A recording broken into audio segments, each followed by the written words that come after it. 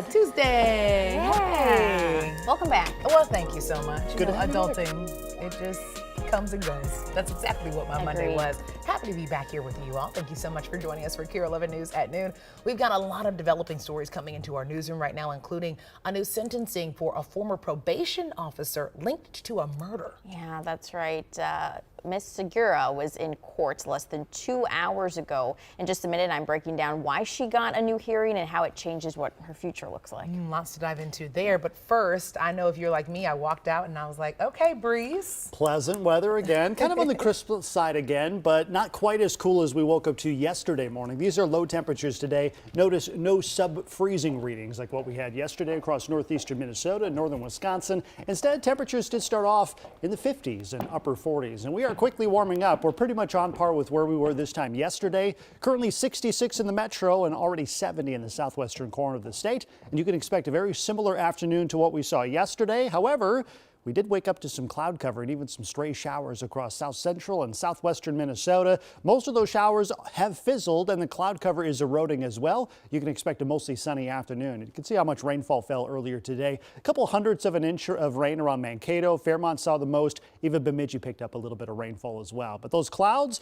they are fading away. You can expect a mostly sunny afternoon. Temperatures, again, already in the mid 60s. We're going to warm into the lower 70s today, and your forecast gets even warmer. We'll talk about when 80 degrees is a possibility and when the rain chances return to your forecast. Coming up, Alexis. Ben, thank you. Less than 2 hours ago, a former probation officer convicted of murder and kidnapping was back in court.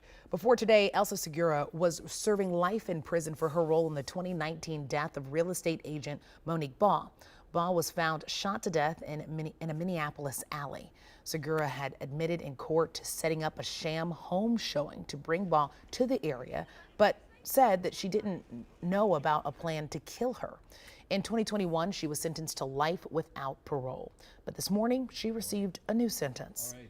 Now, Cece, I know there's a lot to get into with this. How did today's hearing go? Yeah, that hearing did wrap up just a few minutes ago. The Minnesota Supreme Court actually stepped in. That's how we got here to what happened today, and I'll talk about that in a minute. But first, today, Segura was back in court for a plea hearing and resentencing, and that was at around 9 this morning. And during that resentencing, she got 20 years with credit for time served on the kidnapping charge. Now, I'll go into how we got to this point. In 2021, a jury found her guilty on 4 counts, and she was sentenced to life in prison without the possibility of parole. But then the Minnesota Supreme Court stepped in. The High Court reversed her conviction in January. Justices said the prosecution failed to provide enough evidence and made an error in jury instructions. They said Segura was entitled to a new trial, which was set to start in October, but she reached a plea agreement with Hennepin County prosecutors. Just a couple of hours ago, we heard from the judge just moments before her new sentence was announced. You could have been the person who warned Ms. Baugh not to go to that showing. But instead, you chose another path that eventually led to Monique Baugh's death. Now, Monique Baugh's mother was at the resentencing hearing today. Coming up in 30 minutes, we hear what she had to say just moments before the new sentence came down. Cece, thank you. Right now, Hennepin County Attorney Mary Moriarty is joining calls to free a man currently serving time for a murder. It follows a report from the state's Conviction Review Unit. Edgar Barrientos Quintana is serving a life sentence for the death of 18-year-old Jesse Michelson in a drive-by shooting nearly 16 years ago. The Conviction Review Unit raised questions about eyewitness testimony and Barrientos' alibi. At a press conference yesterday, the victim's sisters stood with Moriarty, saying they now believe the wrong man was convicted. Because that's 15 years that he can't get back. So I just want to apologize to Edgar and his family and anybody who was affected by it besides my family for everything that they've endured over these years. The former prosecutor and the MPD chief both still believe Barrientos is guilty, calling the development a reinterpretation of old evidence. Developing late last night, Ernest Morales is out of Metro Transit as Metro Transit's police chief. A spokesperson says as of yesterday, he is no longer employed by the Met Council, which oversees Metro Transit. Morales joined the department in March of last year, but had been on paid leave for over a month. We're working to confirm why. Captain Joseph Dotseth, who oversees support services, will now serve as interim chief. Turning now to the race for the White House, brand new results from our KARE 11 NPR News Star Tribune Minnesota poll. This one focuses on Vice President Kamala Harris's running mate Tim Walz and the work that he's done as Minnesota governor. The survey found 48% of people polled rated Walz favorably, 47% rated him unfavorably, with 5% not sure. When asked about Walz's job performance as a governor, 53% approved, while 44% disapproved. 2% were not sure.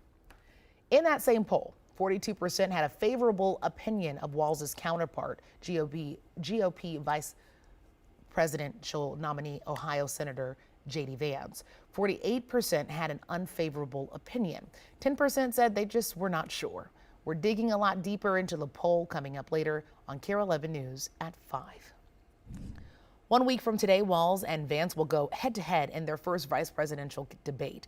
As the two prepare, sources tell NBC News that Vance is getting help from Minnesota Representative Tom Emmer, who's taking on the role of Walz in rehearsals. And for Walz's prep, Transportation Secretary Pete Buttigieg will take on the role of Vance. The debate takes place on October 1st, and you can watch it right here on KARE 11. In the past 24 hours, we learned new details about the second apparent assassination attempt on former President Trump. During Ryan Routh's hearing yesterday, prosecutors showed a letter he allegedly left at someone's house before he was arrested. It said in part, quote, "This was an assassination attempt." The letter was in a box with ammunition and 4 phones. A judge decided Routh will stay behind bars for now. He's facing 2 weapons charges, but more serious charges could come soon. Well, right now, we're taking a live look at New York City, where the United Nations General Assembly is underway. Just moments ago, President Biden addressed world leaders. John Lawrence shows us what's in his focus. Many of the most politically powerful people on the planet are in the Big Apple. I couldn't be more grateful to my colleagues for taking the time here in New York to meet together. The United Nations General Assembly is a yearly summit where leaders discuss global matters. The theme for the 2024 UNGA Summit is Leaving No One Behind, acting together for the advancement of peace, sustainable development, and human dignity for present and future generations. When we come together, we can solve world problems. The agenda includes meetings on rising sea levels and combating the threat of antimicrobial resistance to global health. And then there's the elephant in the General Assembly Hall. The current wars taking place across the world, including Lebanon, where hundreds of people were killed Monday in what officials there are calling the deadliest day of Israeli strikes in nearly 20 years. We are seeing a wave of exodus and the targeting of residential areas. Tensions remain high in the Mideast, where both Israeli and Hezbollah bombing attacks intensified this past weekend. U.S. officials have been calling for a de-escalation for months and will continue to do so at the summit. Our message is, let us get to a cessation of hostilities in Gaza, and that will hopefully bring an end to all of this. I'm John Lawrence reporting. Boeing is now proposing what it says is its best and final offer to striking workers. Right now, more than 33,000 mechanists and union members are hitting the picket line for the 12th straight day. The offer includes a general wage increase of 30% over 4 years, a ratification bonus up to $6,000, an increase to matches on retirement contributions, and more. The company claims average pay would increase from around $76,000 a year to $111,000, and Boeing says the offer would need to be ratified by Friday night. Back here at home, Minnesota is making a really big move to make our environment healthier. In just a matter of months, a new law will go into effect banning forever chemicals. Here's what it changes.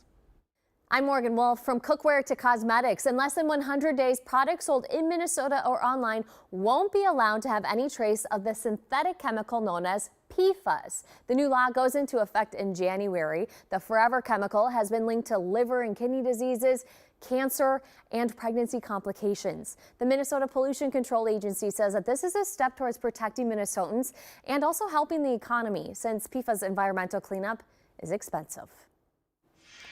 Well, taking a look at some consumer news, an iconic frozen food delivery service that got its start here in Minnesota is shutting down. Yellow, a spinoff of Schwan's, announced it's shutting down. The company started 72 years ago and at one point was delivering to homes nationwide.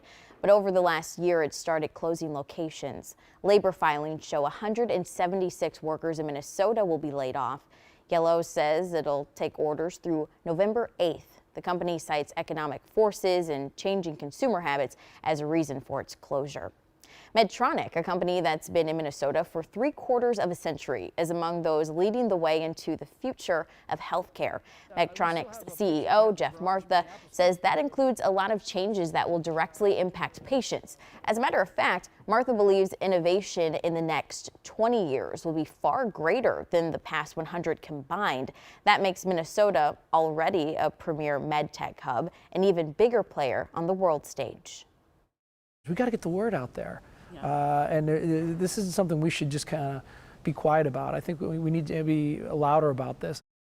Medtronic's invention of the battery-powered pacemaker put the company on the map, but there's a new device recently FDA approved that Martha believes will be much bigger than that. You can watch that full story right now on KARE11.com.